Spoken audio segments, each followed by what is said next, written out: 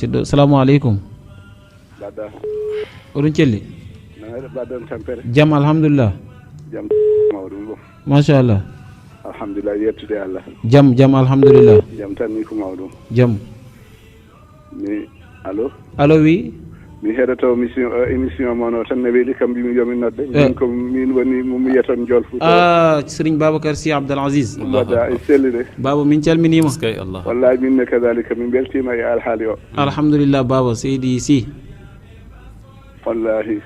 ciloñ naaɓe fof no calminma Fouta ngo fof no juuroma seydi Sy no feewi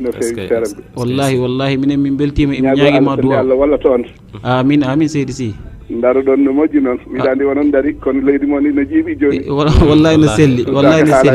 wallahi ne kalanmi e temode haqqillam fof woni koye ma wallahi alazim saabu yimɓe ne gandirma ɗum no gandi no caktirta ɗum e kala jonde nde jaaɗa so Wourossogui e dendagal nokkuji ko ɗum kalta toon wallahi machallah seydi Sy min beltima hen no feewi no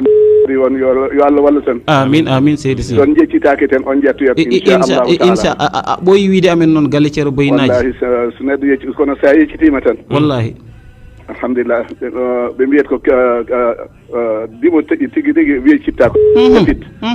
ɓe mbimi holko waɗi noon ɓe mbima innal karima ghayuru allahu akbar seydi Sy la taltafit innal karima ghayuru wallahi joni men no jiiɓi fofof no jiiɓi ɗum noon son puɗɗima haalde e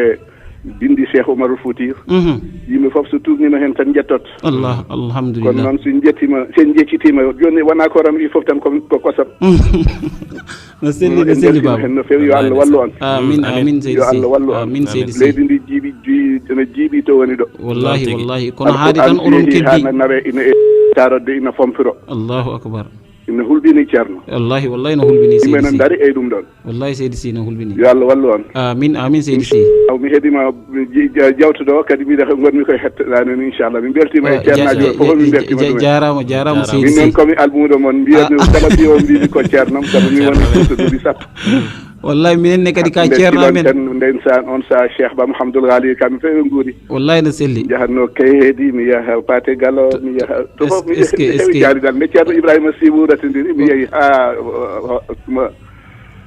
tabarakallahu mi weltima émission ɓeni ɗo moɗo haala hen en jaadi Sinthiou Bambe e yamirore ceerno Samas eyyi wallahi juulɗa juma ñarawal ɗo juulɗa ɗo geeje Fouta no waɗi seerembe so Allah wallahi no selli sen tournima e mabɓe tan en jettot wallahi seydi Sy wallahi on jarama seydi Sy beltima no feewi no assalamu aleykum waaleykum assalam wa rahmatullahi wa barakatuh eɗen mbawi duwade émission joni jaltuɗo ɗo ko jinnaɗo men ɓi Serigne Abdoul Aziz Sy Dabakh rahmatullahi aleyhi ɓi Seydi El Hadji Malick Sy o te kala to jiiɗa vidéo makko jiyata komo haali hen ko kalten ɗo ko tampude hen no feewi kala vidéo makko mo jiiɗa ma yi hen omo wiya mete Sénégal no waɗi julɓe jimi ɗo ko juuloɓe kono ala julɓe saabu biyowo iyyaka na'budu damiro to ruttoto ɗo mbiya minen koye Allah min ndewata taw ko an tan goto wone yaade Allah bandiraɓe maɓe taw a yiɗanaɓe moƴƴere